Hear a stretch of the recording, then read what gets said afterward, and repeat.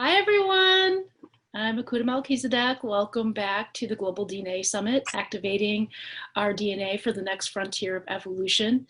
Today's show is titled Fractal Anatomy and the Geometry of Healing, and I am joined with the beautiful Meredith Keator, who was just up with the Residence Academy on a beautiful retreat.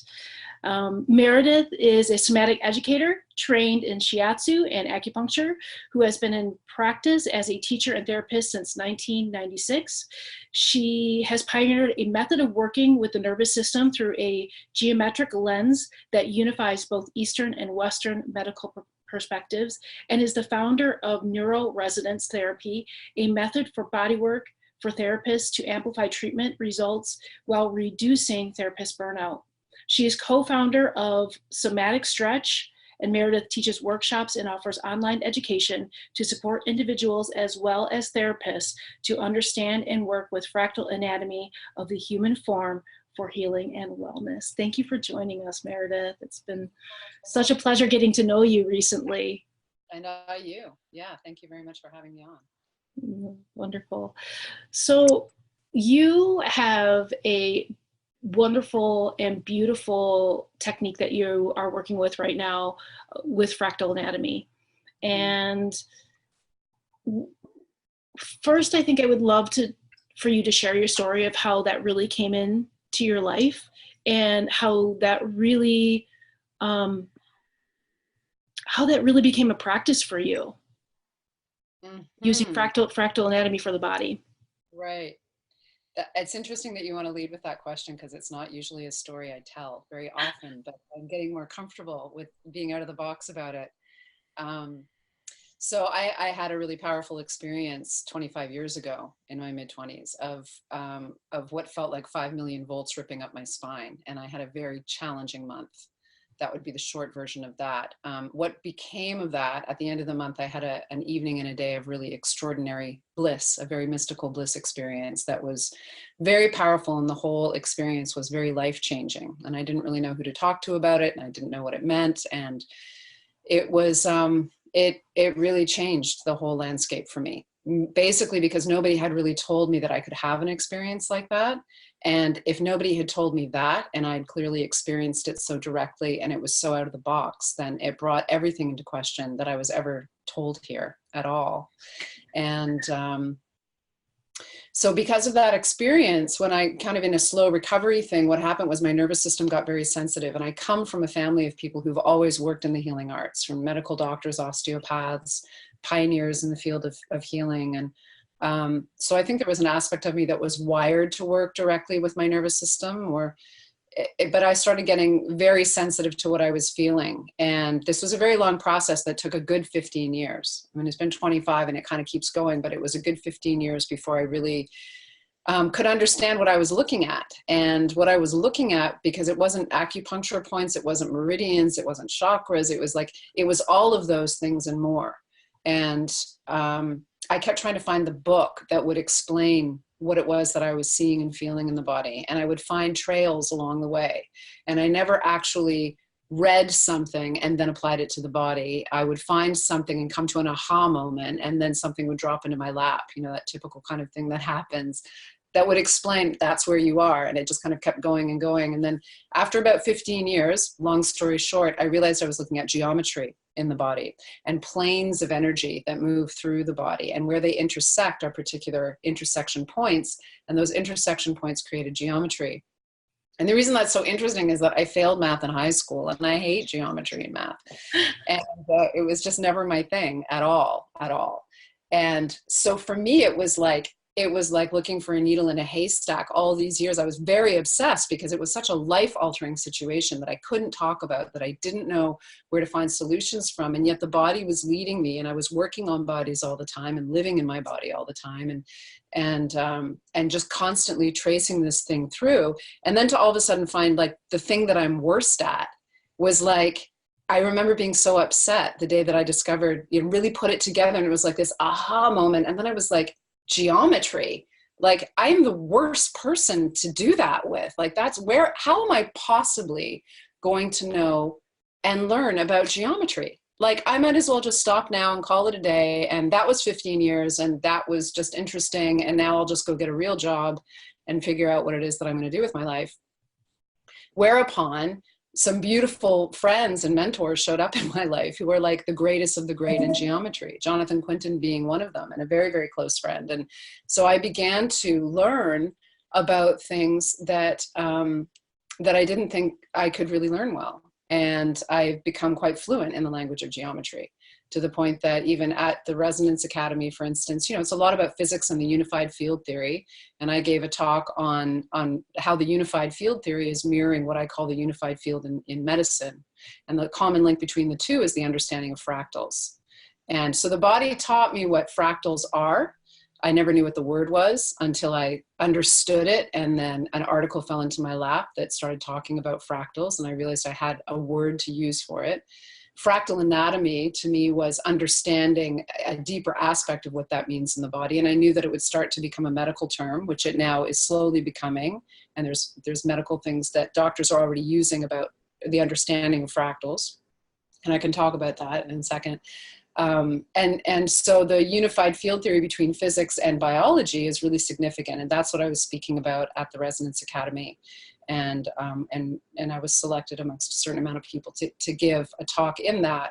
So Nassim Haramein, who's a physicist, people who are working in physics are recognizing that there's similarities to what I'm talking about, which is more exciting for me than going and throwing in the towel. So that's beautiful. That's become my life's work. Yeah, I love that your life's work is this. This is so wonderful.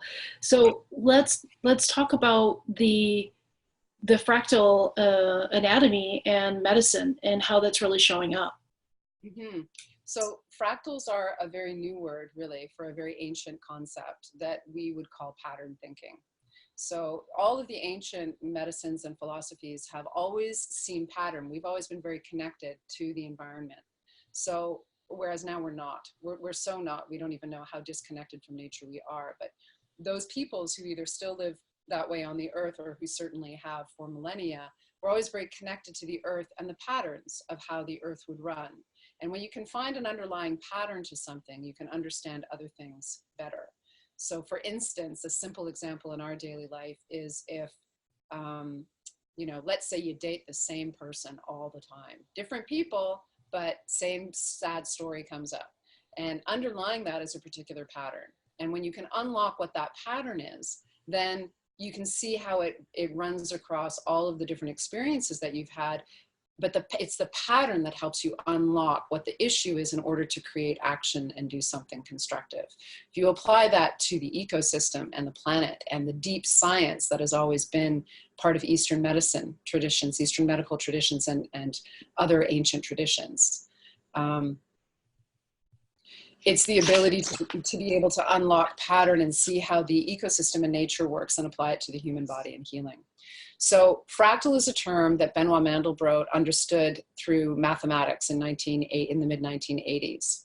And so we use that term fractal, and in medicine now, doctors are discovering at Harvard that they can understand tumor growth much better and more quickly by understanding how blood flows.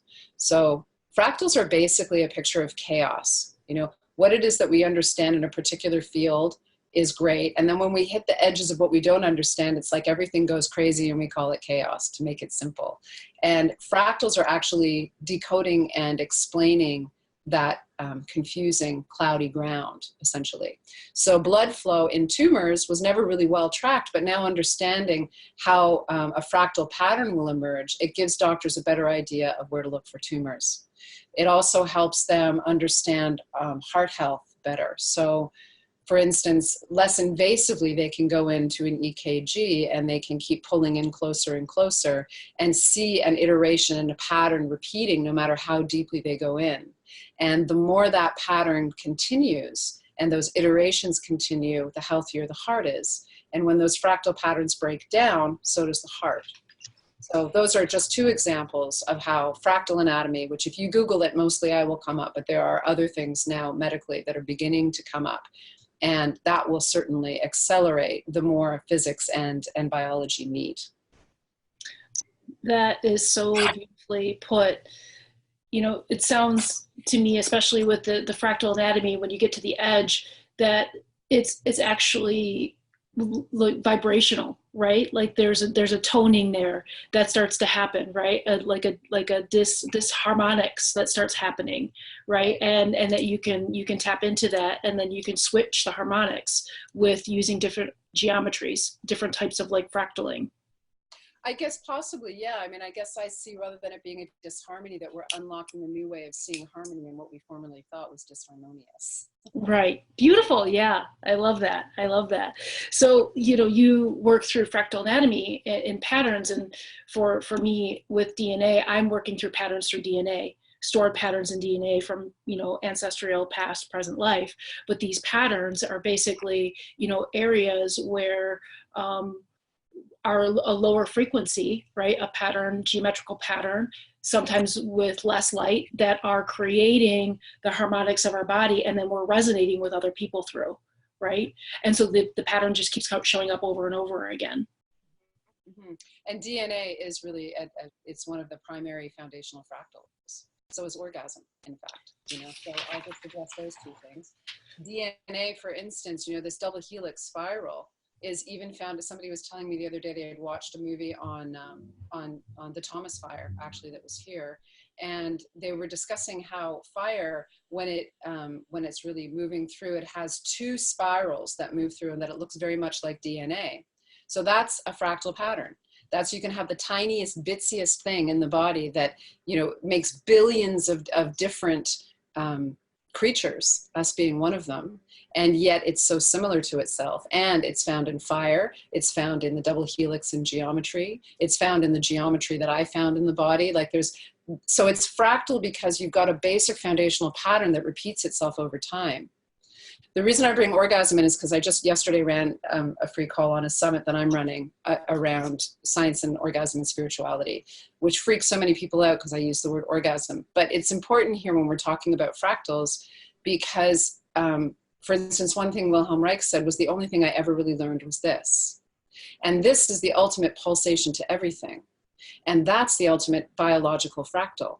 I mean, every living thing moves this way. Your hair moves that way. When you're swimming, everything moves in pulsation, and so does orgasm. And we have to be able to start talking about it as the biological wonder that brings us all here as it is. So I think renormalizing that conversation is important, especially when we start delving into the world of fractals, where from DNA to orgasm to planets to cosmos, we're seeing the same pattern over and over again in one form or another. The geometry of 369 is basically a toroidal field, right?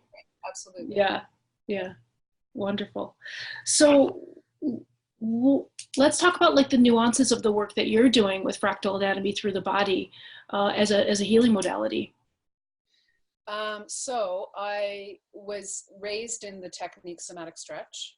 My grandfather started it. My mother turned it into a technique. My grandfather was a very powerful healer from Finland. And then my mother was a very well-known dancer in Canada. And so I was raised with that technique, and then I went on to actually turn it into more of a training program to outreach this family lineage to other people. So I was raised with that aspect, but all the neural resonance therapy and the fractal anatomy that I do was my own pioneering work through doing very extensive shiatsu and Eastern diagnostics, and then going on to study acupuncture. And so what it does is it allows us to not think just skin deep, for instance. So for individuals, I teach people through somatic stretch how to work with their own pain syndromes by understanding not only how to work with a stretch reflex in a way to open the body, which was the original premise of somatic stretch, but I layer the understanding of fractal anatomy on top of that so that people can unlock pain syndromes much more easily by actually thinking inside. So in yoga, for instance, it's very position-based, very asana-based. You're thinking about a position you're trying to make, and you're trying to get your body into that in one form or another. I love yoga. I do it all the time. I'm also very flexible. And so that allows me to work with reducing a risk of injury, for instance. And it's a wonderful technique. I'm just pointing out that it does have a goal. We're very goal-oriented people. So in somatic stretch, going in and working in the stretch reflex in a particular way, we're removing goals on levels that we don't even realize we're holding goals on. And that's the first premise to it. But when you layer fractal anatomy on top of that, we start thinking from the inside out. So if your hip hurts, a woman in class this morning was talking about a pain down her leg, a new person, and it's actually coming from the hip, and it's not even coming from the hip, it's coming from the inside of the abdomen. And so it's getting us to think from the inside out, and being able to understand things like joints are fractal, meaning if you have one joint that moves, joints discuss themselves in a collective. So it's like its own community. So if you move one joint, you're actually affecting all joints, like a spider's web that has an image behind it. And once you shift the image, everything kind of moves with it. Now, we might not have the sensory experience to relate to that, but if we have the understanding that that's true, and we use it when we're working on our own bodies, it actually helps open up a lot of things, drop tension, increase blood flow, and therefore reduce neural impingement and pain syndromes. So there's a lot to talk about how we actually work with fractal anatomy, but that's just a summation. Then as far as the neural resonance therapy goes, that's something I teach therapists. So whether they're a massage therapist, shiatsu, a chiropractor, or an acupuncturist, anybody who works with the body, it allows us to understand how to think to core and activate the nervous system more directly, where the nervous system is what's holding everything. We can work with muscles and nerves and joints, but what's causing tension is an emotional response that's translating through our nervous system. And my nervous system is talking to your nervous system, talking about itself. So we have a very strange relationship between the subconscious and conscious mind. And when we're working directly with the nervous system, we're really talking to the subconscious that's telling the muscles to hold. And so by understanding geometry, just like tensegrity, which Buckminster Fuller came out with about the physical body, how the physical body pulls in all areas, the energetic blueprint underneath that does the same thing. And that's what I've pioneered, basically, is so I teach people how to, for instance, work on the top of the shoulder, but think into where it's coming from, or even the side of the arm and where it's coming from, or the side of the neck and where that's actually connected to.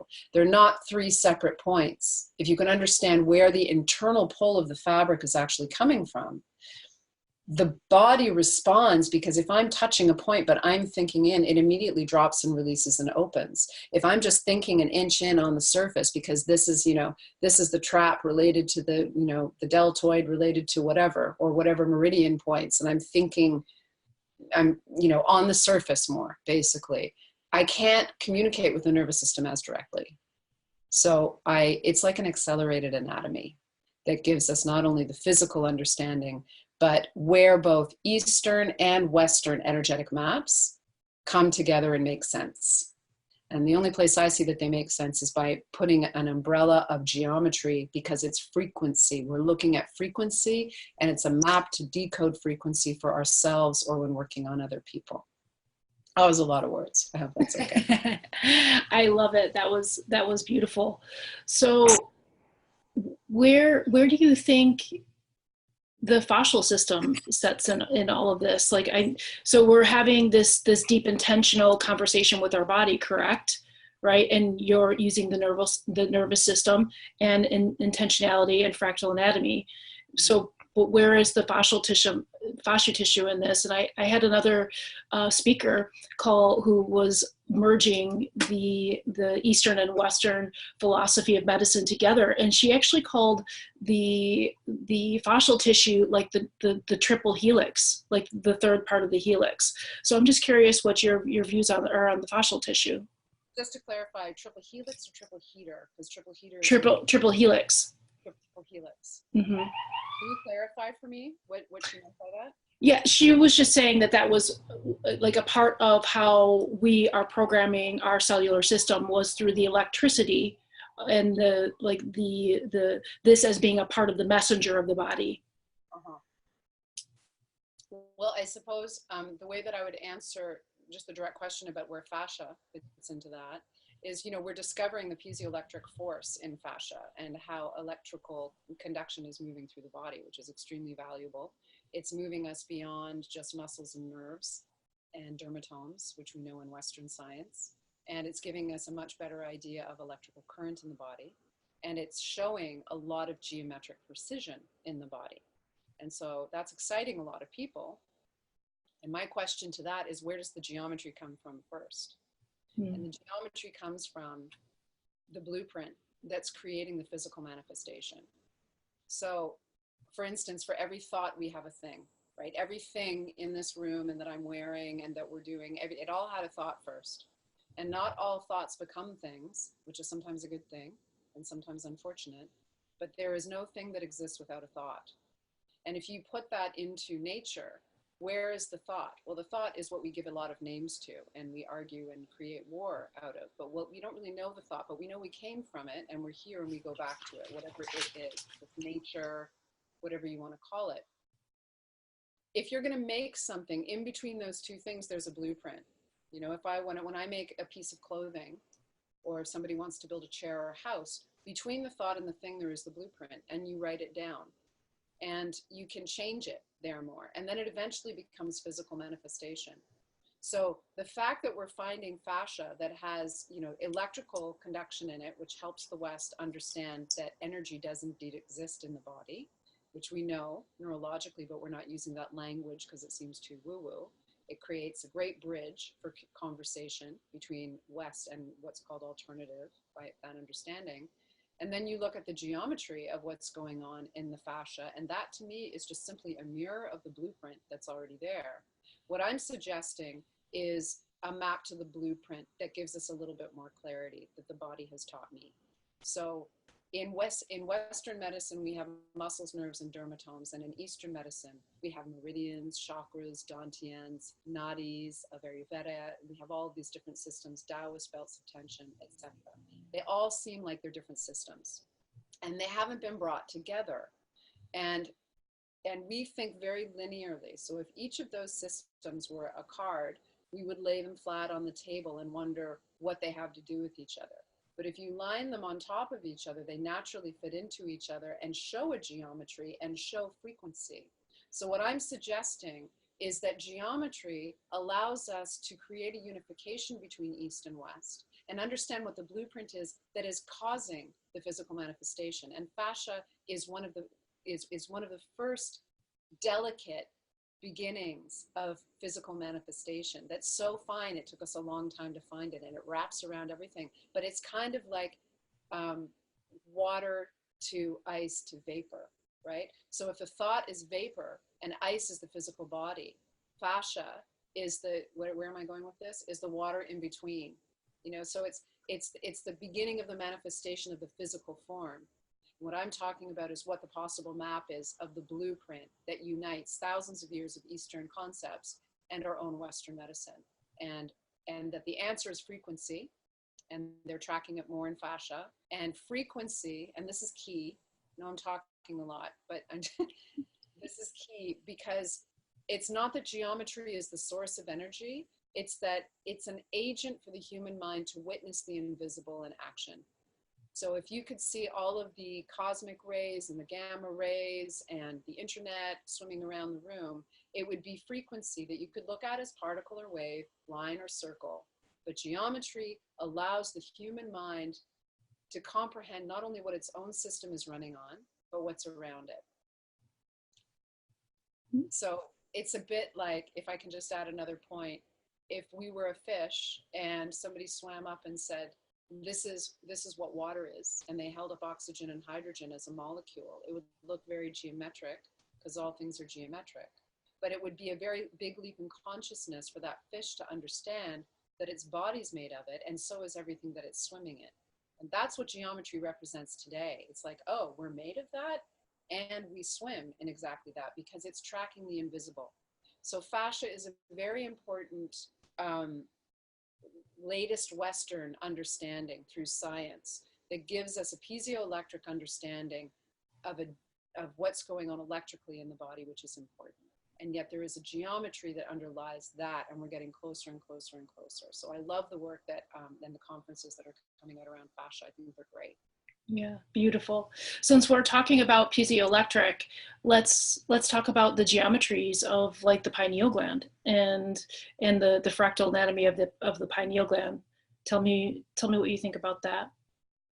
I have tracked a geometry through the body that allows us to understand so for instance, this is the shape of the geometry that I have. I'm wearing a necklace in it right now, but it's not static, it's planes running through.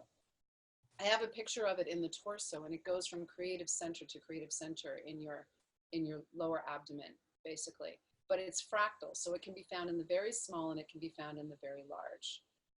I'm sure that that understanding, and it's also based on you know, what you could call a very DNA-like structure, and I'm sure that would be found in the pineal gland. When I'm working with geometry, it's not that I'm finding any one particular geometry. Like, I'm not saying, oh, the Sri Yantra is over here and the flower of life is over there. All geometries are connected, and they're like different points of view of the same story. Mm-hmm. So I don't look at like, oh, the pineal gland has a particular geometry. But whatever geometry you want to work with in the body, you're going to find it in the pineal gland, like you would find it in your eye or your hand or your foot.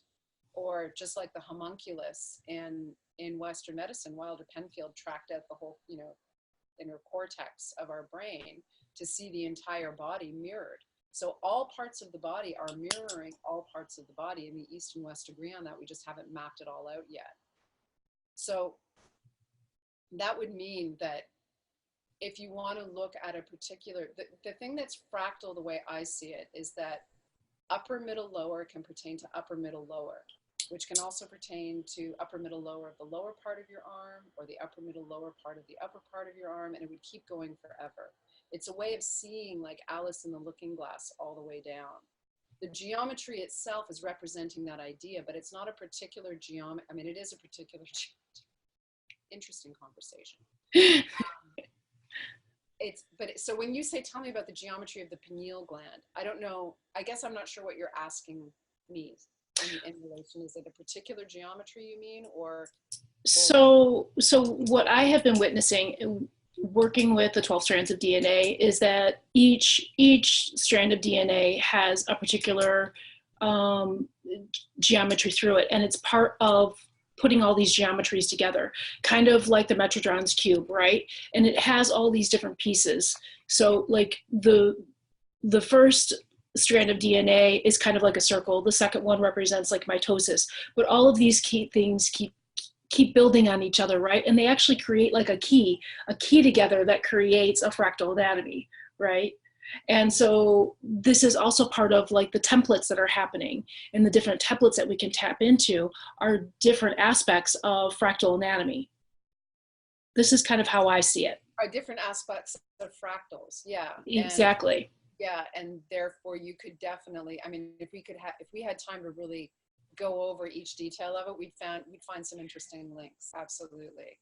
Yeah. Geometry allows us to have different conversations, like as if we were mathematicians and we were writing big formulas across a board. So yes. We're talking about all learning a language and then discussing amongst us what we're all seeing and experiencing. It's a really exciting time. It is such an exciting time, and I love how I think that we're starting to have like what I'm calling like the new science, right? Is where it is about potential and possibility, not about like hard science proof, that we are starting to come up with the theories that we're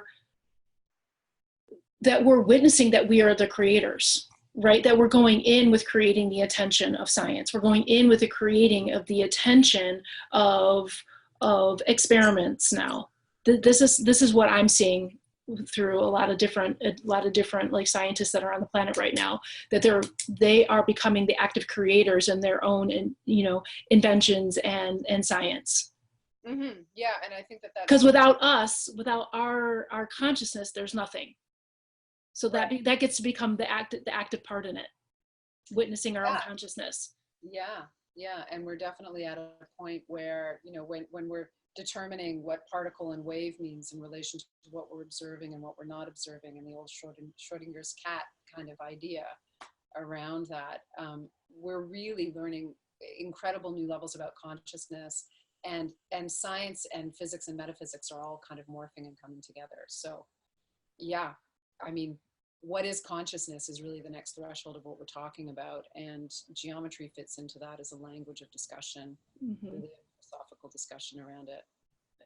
I think geometry and the body, the body is like the reflective point for our consciousness. I mean, there's no consciousness without this body. And so that gets to play a bigger role of like you said, the intention of connection through the body. That is a big part of our consciousness that we're having. Yeah.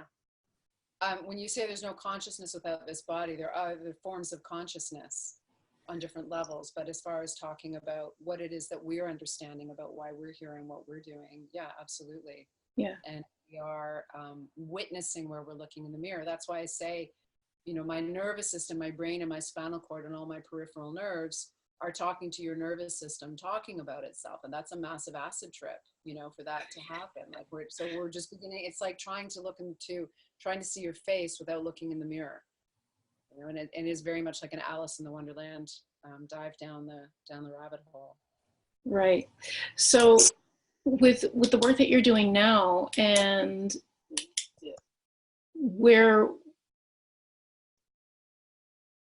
as we're leaving a new, you know, I'm here for a new genetic legacy, you know, a legacy of light, and one with that our DNA is filled with infinite potential and possibility. Like that's the story, infinite potential and possibility. And so with that, where is your work going? And also where is the future of medicine going? Knowing that fractal anatomy is really coming online, and that we're becoming witnesses of our own consciousness, and that we're starting to lead with our own intentional consciousness. That's a great question. And I would answer that by saying in DNA, we now know scientifically that DNA holds the largest, it's the largest source of biophoton emission in the body. And so we are living light, and it's now no longer a woo-woo concept, even though that's how maybe the current scientists might have perceived it, but it's undeniable at this point. What I find really funny about my work is that I grew up in Canada on the East Coast, and I live in California on the West Coast, and I get very schizophrenically bipolar about which part of my coastal brain makes sense to me or not at a given moment. And so that means I can be really like skeptical and hands-off about stuff, and then the East, you know, the western side of me is just like, oh, go with the flow, and that's great. And you know, I can get very standoffish to some degree. I mean, I don't want to say standoffish, but I have a healthy skepticism about certain things. But I also know that it's important to approach them with an air of inquisition, or an air of inquiry rather than of inquisition. And that's a really important way for us all to address new information that comes in. I bring this up because years ago, all the discussion around light bodies, I would have been like, that's pretty. But, you know, whatever, we'll just leave that for another time. And what's hilarious is that my theory actually proves that we're a light body. So it's this great cosmic joke. I got thrown geometry, which I never related to. And then it was like, here, prove that there's a light body. And it was like, really? So I find that really beautiful. So where are we going with it? We're proving more and more that we're light. That light is energy, that light creates, you can be seen through, like for instance, the shape that I made. I will pull this off the wall for a second. Actually, I'll just show you my necklace, might be easier. The shape that I made that I was shown from the body actually turns out to be a double terminated crystalline shape. So it's two elongated, what turned out to be Merkabas, and please understand that this was all a sensory experience for me. That are elongated, and it's a double helix crystalline shape. It fits perfectly in the middle of the torso of the body, where all the chakras kind of align down. And the chakras, of course, are the light spectrum. You know, they're showing us all of the colors of the prism of light through the body. And so being able to understand the nature that DNA is light, and that what we keep finding keeps coming up as light source. It's light and geometry, the dodecahedron that keeps turning. DNA. Are you talking about the DNA? It's light and geometry, right? Yeah, well, because geometry, but again, it's light and geometry because geometry is the tool to be able to is bringing in the physical form. Yeah. right? You can't see the light. We're surrounded by light right now, but you can't see it. But if you can think geometrically, you can understand planes of energy and connectivity, and that allows us to understand what we're looking at. Because otherwise it's just invisible, like the fish swimming through water and Right. not realizing it's made of the same stuff. Yeah. And it also brings in physical matter as well. Well, of course, because Yeah. physical matter, that's why we're made of the same stuff. We're physically here, and we're also made of water, and we're made of light, and all of the same frequencies that are creating our physical body, and the light that's giving us life force is also exactly everything that's around us. And so geometry doesn't care if it's a physical body or where the electrical conduction's coming from. It's all just one great big mass of electrical conductivity of light that can be seen geometrically for the human mind to understand it better. Yeah. That's the lens through which I see it. Yeah. Years ago, I read Papadin's. He's a Russian physicist. He was one of the first people to do an experiment with light and DNA, where he took a box and he bounced light in a box that was completely disorganized. It just kept bouncing back. And then when he put DNA in, the DNA actually organized the light. That's and awesome. then, I mean, this was like 30, 40 years ago. And then he took the DNA out, and the light was still stayed organized inside the box. Like, this is how completely incredible we are, and we are organizing not only ourselves but everything around us through this light and through this patterning. Yeah. And that's what our consciousness is catching up with, is understanding, oh, there are greater ways to think and understand and expand. Yes. Mm-hmm. So where's our future going? Where is your future going with your work? Like, let's play biofuturist right now, and where's medicine going? Where's, if we're starting to understand that we truly are light, that we are organizing everything around us, where is the future of medicine going? I think the future of medicine, I know the future of me is that I'll just be teaching and learning in my life. I know that the future of medicine, and I'll die wishing I had more time, it's never being done. The future of medicine is when we start getting a lot more Star Trek, when Western medicine starts to realize that energy is not a woo-woo concept or term, that where the East and the West meet. And so I feel like my work is a good contribution to that conversation. And eventually they will merge, just like the unified field theory is merging. But it takes a long time for physics to trickle down to biology. So eventually when it does, just like the unified field theory in physics is going to radically change the face of technology as we know it. And we're going to be more like the Jetsons, and all the futuristic things that we know we're going to are going to start becoming possible. And the way that we, that includes the whole political structure on the planet having to change with fossil fuels and different things. It's a massive shift that has to take place. It's a massive shift that has to take place. Yeah. Yep. And it's not going to happen quickly, although it will happen quickly with certain people, I think, because that's how change and shift happens. And eventually it hits herd level, and then everybody's got the same memo. But I think in medicine, it's going to look a lot more like Star Trek, where a doctor, what's her name, comes in with the scanner. I can't wait till this day. And they can just go, oh, your organ's at this, your liver's at that, and your kidney's at this. And, and they just know what to do to bioelectrically realign and understand what's going on in the body. And that will be an absolutely massive leap. Plus, the ancients, until about 250 years ago, from what I understand, in Chinese medicine and in Ayurvedic medicine, doctors only got paid when their patients were healthy. And that is a complete 180 from what it is that we have today. And I think it would be really beautiful if we went back to that, if we were really focused on the thriving, which we claim to be, and yet the entire industry is built on illness, instead of, like in the Chinese, well, do your Tai Chi. What's your environment like? What are you eating like? Food is not even considered in medical school still. That is archaic, It's not even archaic. Archaically, they actually work much better with food. So medicine is going in a direction of understanding that we aren't actually disconnected from our environment. And ultimately, I think on a society level, I was just talking about this today, I keep getting an image that what we're going to be coming out with more like Hogwarts schools. And I have a feeling that when I'm older, I'm going to be working with younger people. I mean, everybody will be younger than me by then, probably, but working more with the understanding of, now that this new science and the people who can see and vision further are already tracking what's going on in the world, that we're going to start training ourselves. We have incredible capacities in our mind. I mean, I have some pretty supernatural, weird experiences, and we have these intuitive things that there's no explanation for. What if we actually used it?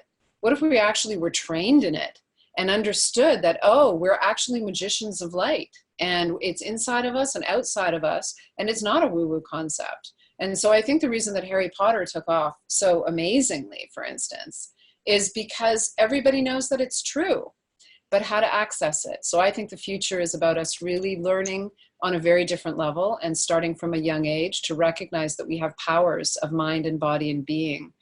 And in order to do that, we have to also reconnect with nature, which we're very poorly, I can't even find a word for how devastating it is, of how little we are connected to nature. Yeah, I mean, we're connected in the sense of mirroring, and if you take a look at like how people are suffering right now and what the ocean is, the quality of the ocean right now, I mean, we're a direct mirror for truly what's happening on the planet. Well, if I have a moment to share with you what I said at the end of my talk at the Resonance Academy, I use Cancer and Fractal as an example of that. Do I have a minute to explain that? Oh yeah, take as long as you'd like. Okay, so Cancer is something that, there's something that has been scientifically known for a long time, since the 50s actually, but that is not very well known in our society, which is interesting. And that is that when tissues fall to less than 60% of oxygen in the body, cancer begins. What we do commonly know is that cancer starts to, or stops acting like the natural host environment that created it.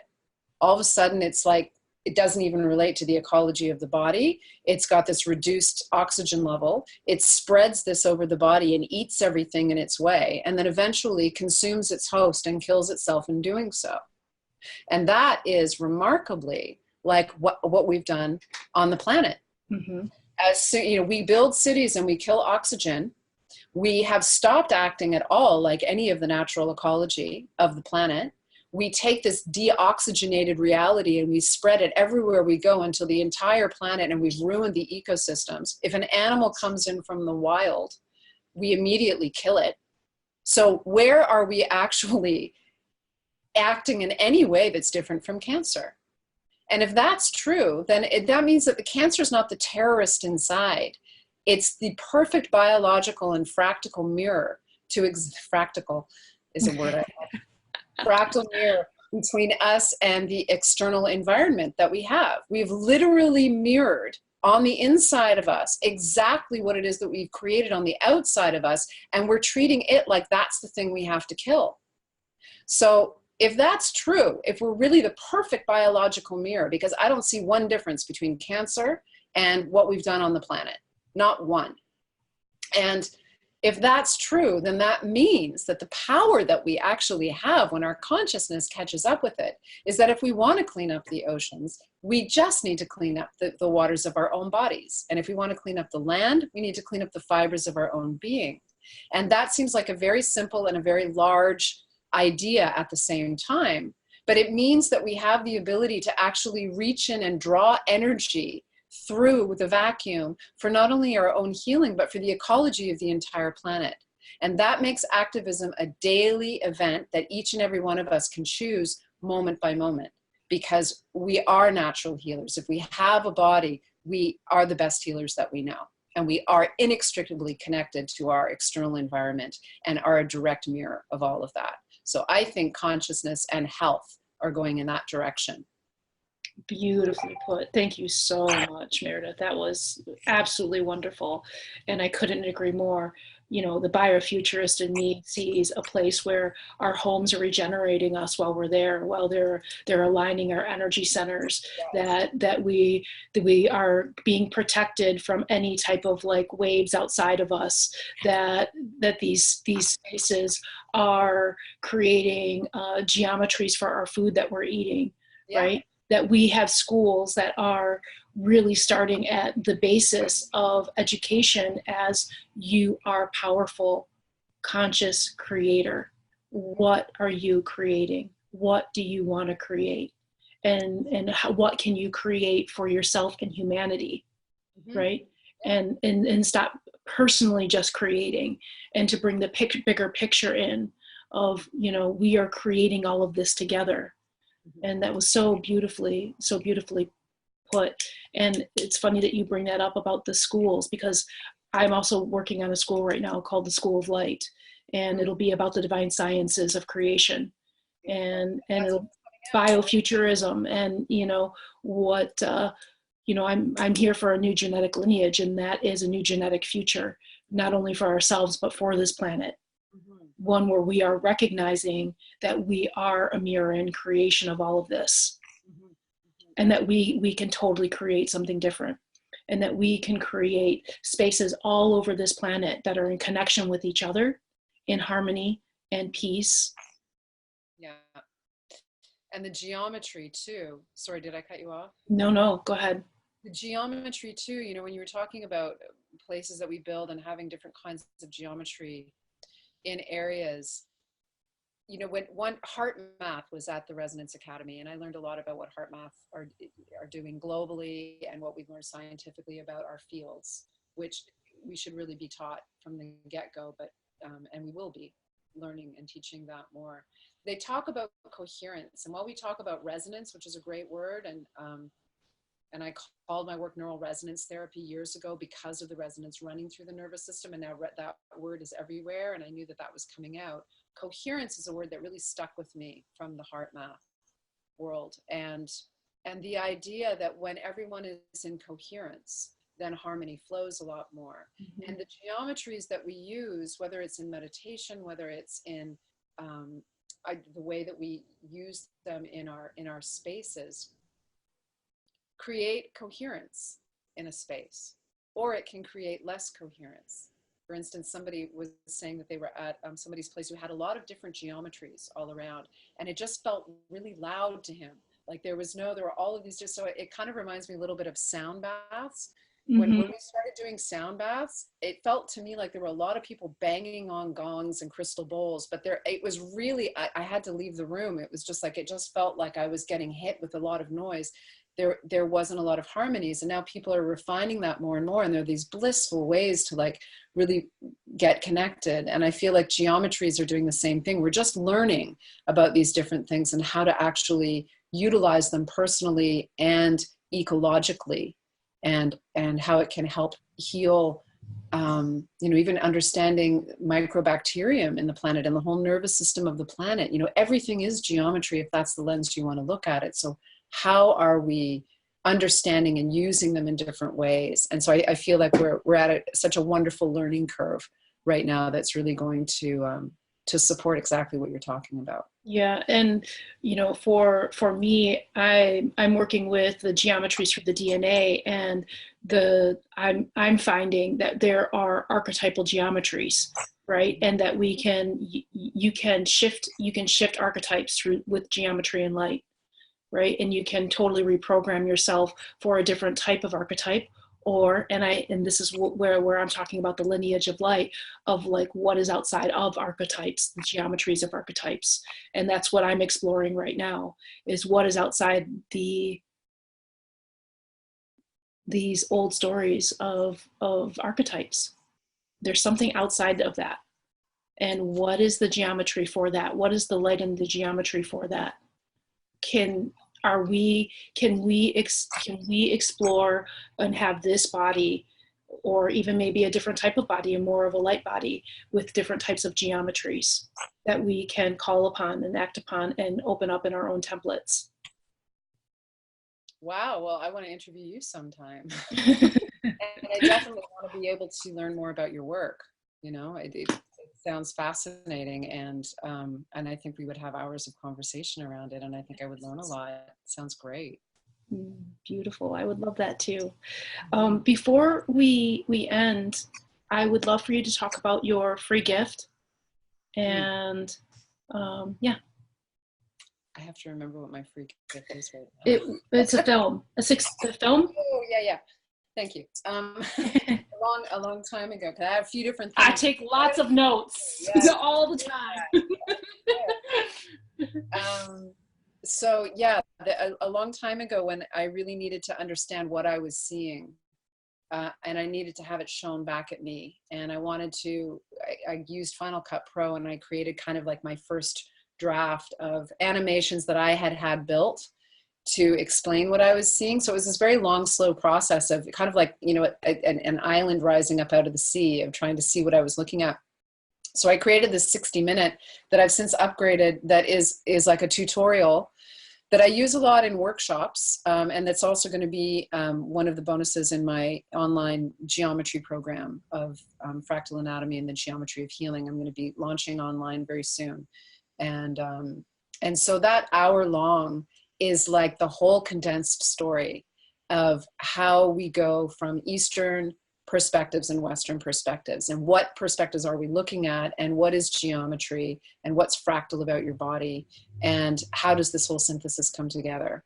So that's a 60-minute deep dive that explains all of it, that I give to people who are interested, or that I sell online, you know, to anybody who's interested in being able to understand more about geometry. And I also use it in my workshops because it helps them absorb the information both before and afterwards. And the online program that I'm creating is a 12-piece online thing of audio, visual, and written pieces in 12 sections that unpack that whole 60 minutes. But that 60 minutes is like a great dive in to be able to understand the whole weaving of it for people who are interested. And that's what I was sharing. Beautiful. Thank you so much. I just recently really got turned on to like the 3, 6, 9, 12 perspective of when we're communicating and talking, to talk in 3, 6, 9, and 12, because we're accessing, when you can get into 12, to speaking of something in 12 concepts, you're really accessing the 12th dimension. And so I absolutely love what you're doing and what you're talking about. That's been, you know, amazing and incredible. And thank you so much. I absolutely love that you just told me that, because I keep saying 12 sections coming out that way. 12 strands of DNA. I mean, 12 sacred sites on the planet. I mean, 12 constellations. I mean, everything, things are in 12 for a reason. The 12 tribes, the original tribes. I mean, everything is in 12s for a reason. Absolutely. And, you know, that just, now we get to step our consciousness into having 12 concepted consciousness, right? Where we're speaking from the first to the 12th strand at all times, right? It's like, it's a light language, just like Sanskrit. You know how Sanskrit is, each letter of Sanskrit is like a tone that hits the different petals of the chakral system, right? So you're basically, as you're talking light into people. This is the exact same way, you know? Yeah, beautiful. Love that. Love your work. Love what you're doing. Thank you. Okay, and I just really quick, because I would love to know more about the orgasm perspective, because I know that this is a big part of your work, and we just touched on it one small bit. And how long is your summit going to be up? Well, it's about to launch. We did a free call yesterday, so that's out online. And then the actual summit's going to be the 3rd week of September.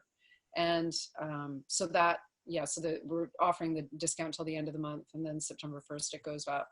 Okay. So I have 3 main speakers. I think people looking at the hour-long talk, it'll give you an idea of who the speakers are. Each interview is 2 hours in that. There's so much to discuss. It really is. Somebody said to me today, oh, maybe you want to get in touch with such and such a group. I wanted to put something between the very conventional people that are really terrified to talk about sexuality. Because the biggest sign of repression is when we all collectively agree to not talk about something.